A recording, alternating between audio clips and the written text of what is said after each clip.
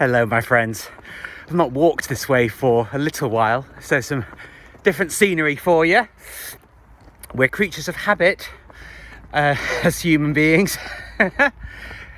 And case in point, you find a way of things that feels comfortable, feels predictable, feels safe.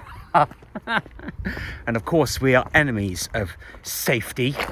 Here on this channel, we're adventurers, aren't we? We're explorers, and we are bold and courageous, or that's the ideal. And we also fall into the trap of wanting security. We believe that we're fantastic predictors of what's going to happen, but if you want proof that that is complete bullshit, just look at the average person that you encounter and see how surprised they are and confused they are and disbelieving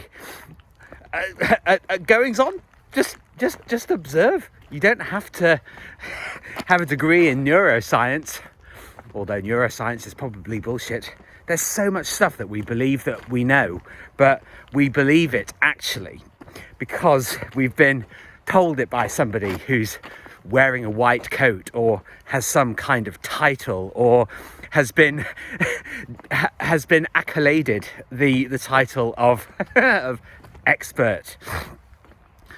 But I've talked a lot recently about learning to trust yourself, feel good about yourself. All of this is really, really important, because when you start to focus in on what it is that you, my dear friend, can do, well then you start to gain fantastic and noble qualities and traits like strength, resilience, patience, humility as well. This idea that we know everything and that we've conquered the 7 seas and that we have the answers to absolutely everything. Well, we know that is, we know it's not the truth.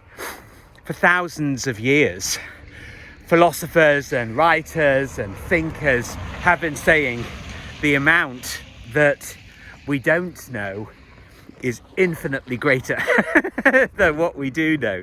And I remember that my ex used to say, "Oh gosh, Martin, you're so intelligent." And it used to really, really annoy me, to be honest, because intelligence is good. It's really good.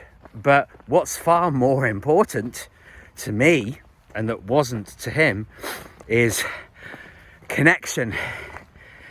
You know, that real sense of being where you are, being valued.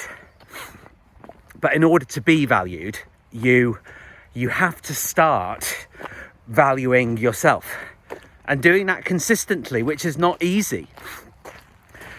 But to me, I think probably the greatest shift that I've experienced recently is understanding that there is no real certainty, that flexibility in your thinking, in your approach to life is actually really, really important, because that's what determines how brave you are, how willing and grateful you are for the challenges and opportunities that arise that other people see as hardships or injustices.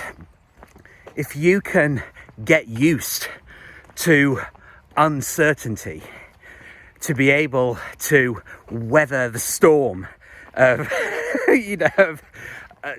of chaos or of confusion, if you can weather that storm, well, you can do anything that you set your mind to.